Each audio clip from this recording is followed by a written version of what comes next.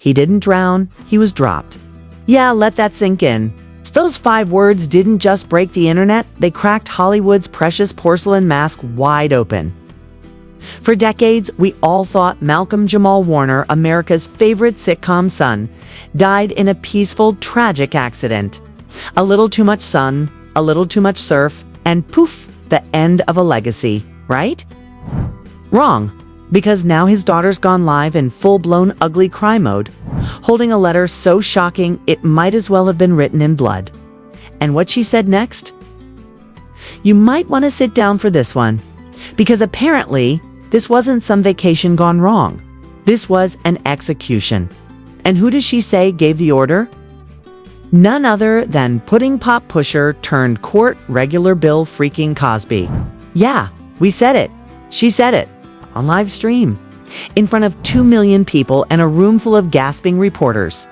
Is this the final crack in the Cosby empire? Is this Hollywood's dirtiest secret finally blowing up in real time? Or is this just another page in a cover-up that goes way deeper than we thought? Grab your popcorn, grab your tinfoil hat, because this rabbit hole just turned into a crater. He didn't drown, he was dropped. That's not a theory. That's what she said herself. Live on camera, eyes puffy, voice shaky. Fingers clenched so tightly around a wrinkled piece of paper that it looked like it had survived a storm. And maybe it had, because the moment she whispered those 5 words, the internet caught fire. The daughter of a legend, the child of a revolutionary. Suddenly unraveling a decades-old mystery with nothing but a camera. A confession and a yellowing envelope she claimed had been buried in a safety deposit box for over 25 years. No warning, no press conference, no publicist. Just raw grief, boiling rage, and a story so dark it made the original tragedy look like a bedtime story. According to her, it was never an accident. Not a slip, not a stumble, not a sad twist of fate. What happened to her son in 1997 at that Beverly Hills estate was deliberate, violent, and covered up with more layers than a corrupt wedding cake. That house, she said, wasn't just some rented party spot for washed-up stars and money-laundering execs. It was a playground for predators, protected by names so famous you'd choke if we said them out loud. And guess who was there that night? Not just comedians, not just producers, but politicians. It's the kind who get FBI protection and have private jets parked before they even arrive. And what about the boy's cousin? He was there too, just 14 years old with a disposable camera and an earful of secrets. The letter she held, the one she read line by line through sobs and gasps, was his. A confession, a witness statement, a scream trapped in ink. He said he saw a man in a navy blue sweater lift the boy high into the air. Like they were playing, like it was a joke. And then, without warning, he just let go. The boy hit the water with a sound he said he still hears in his nightmares. At first, he thought it was a prank. But then he noticed something terrifying. No one moved. Not one adult flinched. Not a single person ran to help. Instead, they whispered. They pointed. Someone turned the music up. Another pulled the cousin aside and told him to stop crying, to shut up, to forget what he saw if he ever wanted his family to stay safe. And what followed was a kind of cleanup only money can buy. The boy's body was discovered hours later, floating peacefully, with no bruises, no signs of struggle. Just a tragic story about a curious kid who wandered too close to the deep end. But now, thanks to that letter, thanks to that live stream, the story's cracking open like a rotten egg, and it stinks. The cousin wrote that 2 men in suits came into his room that night, made him sign something he didn't understand, and told him that if he ever spoke, they'd make it look like he drowned too. And here's the part that really chills the spine. He says he kept the original letter hidden inside a book. Away from the mansion, mailed to himself as a backup in case anything ever happened to him. That book, according to the daughter, was returned to her just last week after her cousin passed away. Suddenly, from what authorities are calling an unexpected fall from his own apartment balcony. Are we supposed to believe this is all coincidence? Because if we are, Someone really needs to teach these people how to stage accidents more creatively. The live stream also revealed something else. She wasn't just angry, she was scared. Every few seconds, she looked off camera like she was expecting someone to kick the door down. She said she waited this long because the people involved were too powerful, too dangerous, and too deeply connected to every institution that's supposed to protect us. She said she was offered hush money, twice. The first time, it came in the form of a scholarship fund in her son's name. The second time, it came with a private jet and a signed NDA. She turned both down, and after that, the threats started. Anonymous voicemails, photos of her walking home, emails from accounts that vanished after hitting send. And then, one day, her car was found with the brakes cut. Nothing fatal, thankfully, but loud enough to remind her what silence costs. But something snapped when her cousin died. She said she couldn't carry the lie anymore. That her father, a man who lived and died for truth, wouldn't forgive her for staying quiet. So she went live, alone. No lawyers, no handlers. Just her, a broken heart, and a ticking clock.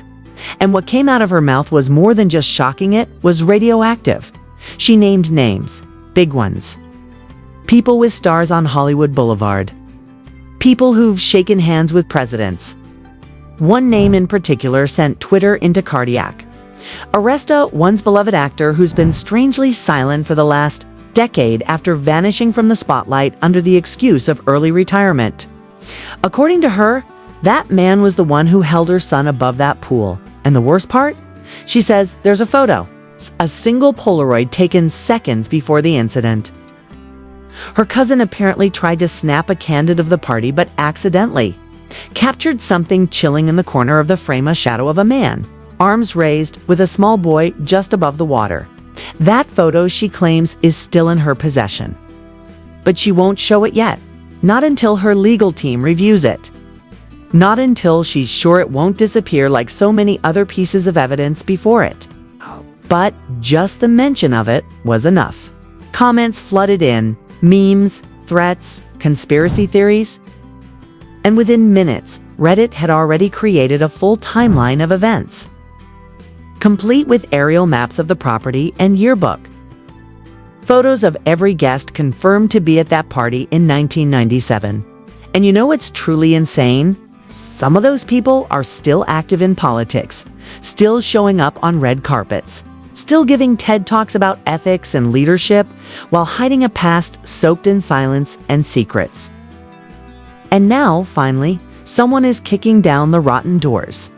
And that's exactly where the explosive silence began, because after that so-called conversation with those men in suits, the cousin suddenly never spoke about the incident. Again, not at school, not with friends, not even with his own parents, according to the mother's live stream, which has now been reposted over 400,000 times across platforms, with captions ranging from "she lied" to "they paid her off." But it was when she lifted that crumpled envelope and revealed the name written on it that everything truly spiraled, because written in smudged ink, barely legible from what looked like years of hiding, was the name of a man who has dodged scandal after scandal for decades and still managed to get standing ovations at award shows, even after entire documentaries tried to take him down. And what's worse, this letter wasn't a new confession. It had been written just 2 weeks after the drowning and somehow sealed and forgotten in the back of a filing cabinet at a law office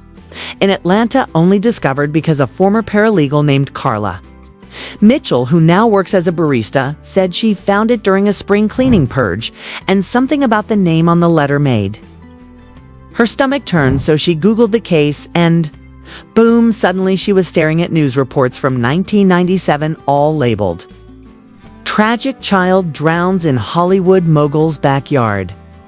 And you know what's funny, or not so funny actually? The mogul's name wasn't mentioned once in any of those reports. It was like the house belonged to no one, like the party just magically took place on a property without an owner, and people are now asking, how do you throw a whole Hollywood party with over 40 guests, security valet, catering, even press photographers? And somehow the name on the deed gets redacted from every news report now? That's power and power. Like that doesn't just vanish, it multiplies. It buries stories like this for decades, and it rewards silence and obedience with millions. Because, here's the kicker, the cousin who wrote the letter has been missing since 2004.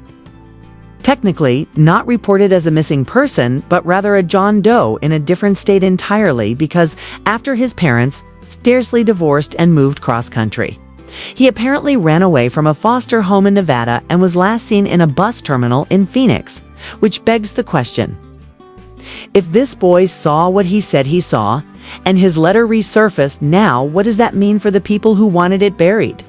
This long, and let's not even get started on the autopsy report, which, according to a newly leaked document, was allegedly signed off by a coroner who had no business being in that county that day, and who later went on to work as a medical examiner in multiple other high-profile cases, all involving suspicious child deaths. So you tell me, is this a coincidence or the longest-running cover-up in recent Hollywood history? Because if what this mother is saying is true and the letter is legitimate and the property records link back to the same name that's been trending online all week, then we are looking at an empire built not just on lies but on literal silence. It's the kind that only comes after threats, wire transfers, and gag orders. And if you think this is just another internet conspiracy, then explain.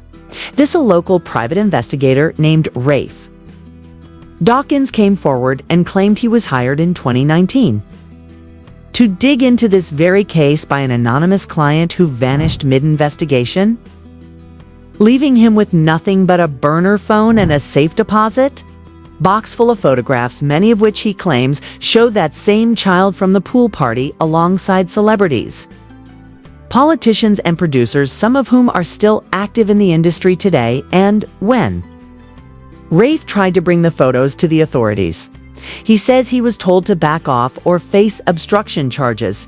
And now with all this coming to light, suddenly we're hearing that the mansion where the incident happened burned down in a quote freak electrical fire just 2 months ago, leaving behind nothing but the stone gate with the original owner's initials carved into it, initials that just so happened to match the ones on the envelope that the mother held up to the camera on that now infamous live stream. And if that's not suspicious, enough neighbors from the area have started leaking security footage showing luxury SUVs pulling up to the property just days before the fire. Some with out-of-state plates and tinted windows, and others with what appear to be boxes being loaded into the trunks, which has led to even more speculation that someone was trying to remove evidence before the blaze started. And I'm sorry, but how are we supposed to believe this is all coincidence when every single new detail drips with the same toxic formula of power manipulation and absolute control? Because these aren't just rumors anymore. They're receipts from people who were there, people who were silenced, and people who have nothing left to lose. And if even half of what's been revealed is true, then the justice system has some serious explaining to do, because this is no longer about one mother crying into a webcam. This is about a systemic erasure of truth orchestrated by people so untouchable they thought the past would never come knocking. But here it is, fists clenched, knocking louder than ever before. Because that knocking didn't stop. It only got louder once the anonymous source stepped forward with a voicemail that sent shivers down everyone's spine. And this wasn't just some shaky recording on a burner phone. This was a high-quality, crystal clear message left on a secure office line in 2015.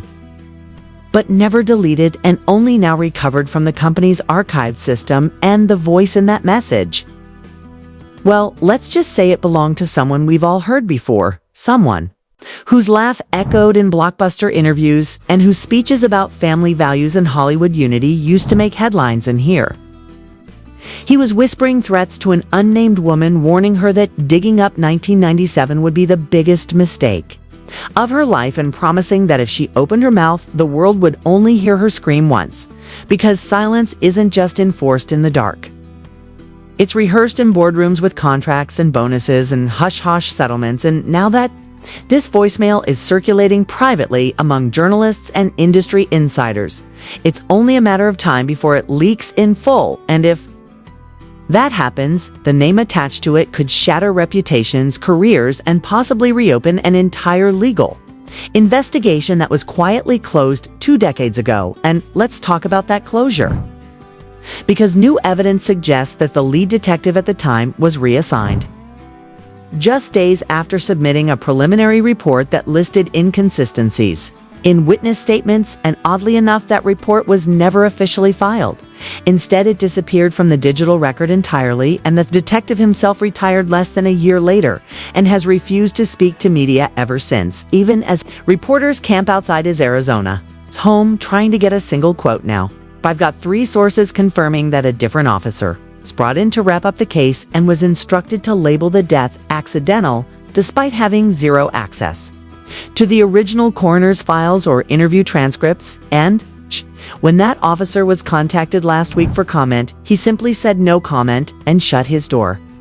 Now, if that doesn't scream cover-up, I don't know what does. And then there's the matter of the payments, because follow the money has always been the golden rule and now leaked. Banking documents are showing unexplained deposits into multiple accounts tied to witnesses from that night, and not small amounts we're talking.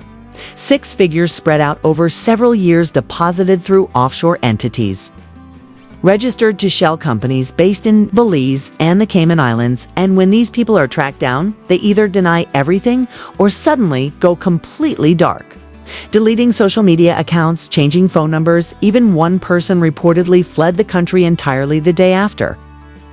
Reporters showed up at her office unannounced, and what makes this even more disturbing is that every time a new detail comes out, another person connected to the story seems to vanish, either literally or digitally, because screenshots go missing, emails get wiped, and old news reports are suddenly unavailable behind broken links or mysteriously pulled down for, quote, copyright issues. And yet, with every attempt to erase the past, the internet moves faster. Screenshots are saved, videos are reposted, and a whole new generation of digital investigators is on the case.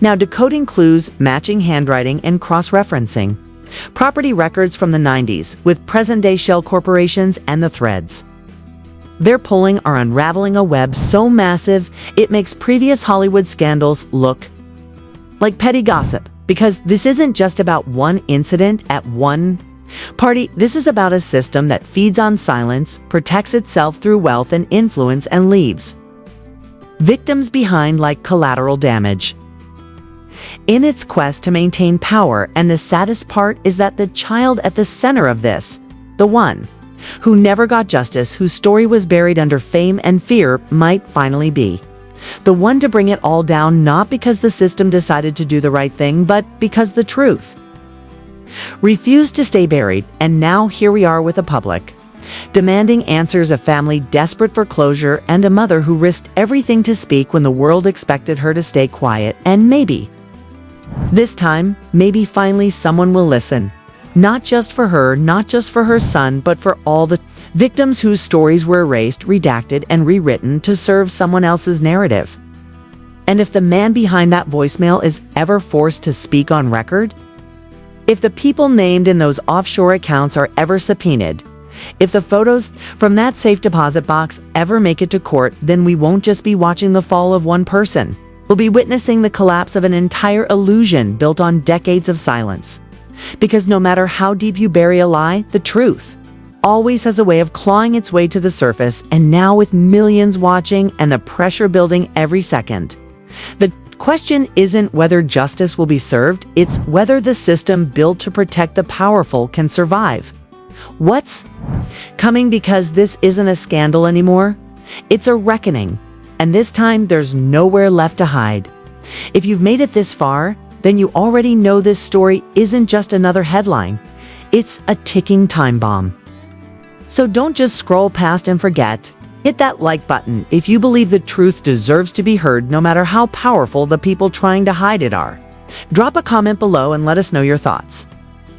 Do you believe justice will finally be served? Or is this just the beginning of an even darker unraveling? Make your voice count, because silence is how they win. And if you haven't already, Subscribe to the channel and turn on notifications so you don't miss the next chapter in this unfolding storm. We've got more leaks, more witnesses, and even deeper investigations coming your way. Share this video with someone who still believes fame means innocence.